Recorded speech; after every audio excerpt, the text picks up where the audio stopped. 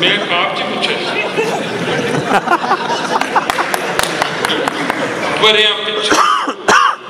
पिछले हफ्ते बेगम पेके गई 300 मील का पैंडा करके गड्डी बह के गई कीता शुक्र खुदा दा बच्चे नाल ही रह गए ते मगरों कोई खड़ाक ना करना मुड़ मुड़ कह के गई।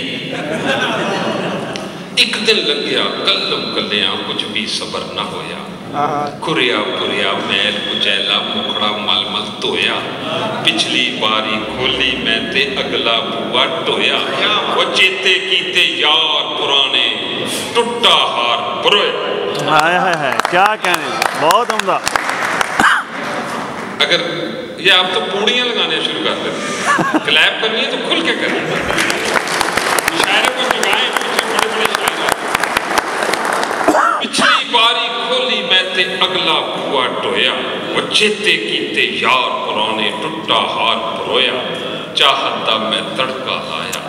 छिड़के प्यार मसाले और रीजा वाले चुल्हे तर के सदरा बालन वाले 5 किलो में चावल पाए 5 किलो ही गोश्त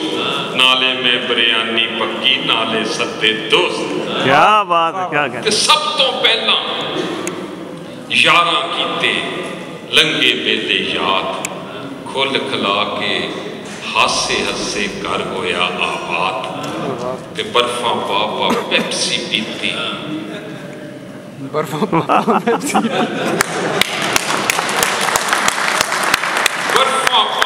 पेप्सी पीती रल के भंगड़े पाए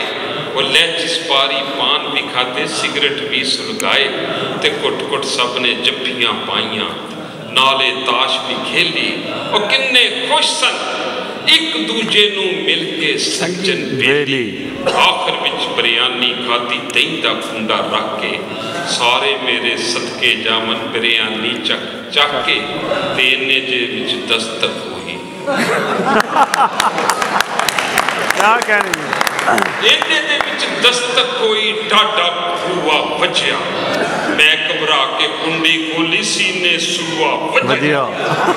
सामने एक तूफान दी सूरत बेगम सगी खलोती लगती सी चंगेज खान दी सब तो बड़ी पोती पोती। क्या बात। गुस्से दे नाल मेरे हथों खो के उस बिरयानी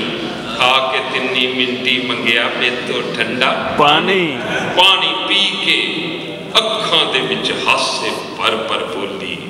हुण ते रोज ही तुसी पकाना बेगम फर फर बोलदी ते सच पुछो ते खाना पक्या तुसा बड़ा सबाती हौली हौली घर दे कम दे हो जावोगे आदि ओ मंगे सी खरबूजे रब तो मिल गए मैनू तुम्मे उसे दिन तुहाडी रोटी सारी मेरे जुम्मे। बहुत शुक्रिया।